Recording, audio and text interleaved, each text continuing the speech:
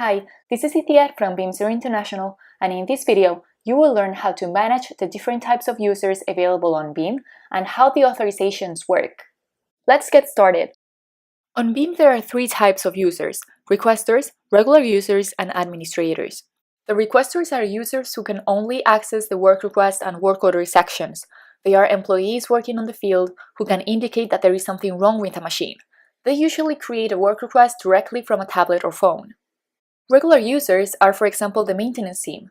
They can access other modules, such as the material management module, to look for the spare parts they need to complete a maintenance operation. Finally, the administrators of the system, typically one or two users, have access to the whole system. To grant and restrict access to the different modules of BIM, the administrator of the system can create groups of users. My user currently belongs to a group called Technical Support with admin permissions, and here you can see the authorizations we have depending on the module. For example, in terms of materials, we can approve material requests and transfers, but we can't change the warehouse involved in an order. The admin can start playing around with the authorizations for each module. Also, the admin can decide which modules can be accessed from the main menu. Right now, I have partial access to the asset, maintenance, and material management modules, full access to the personnel module, and I will give myself access to the purchasing management module too.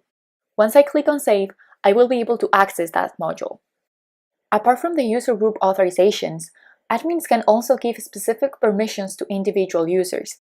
For example, with my user, I have access to the 4 companies that exist in the demo environment. I could set default values for the filters available in the work request and work order authorizations.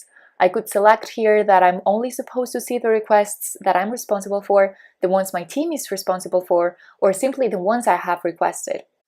You can see that it is possible to customize the system to some extent with all these authorizations in different areas: purchases, approvals, work orders, warehouses, operations, expenses, and many more.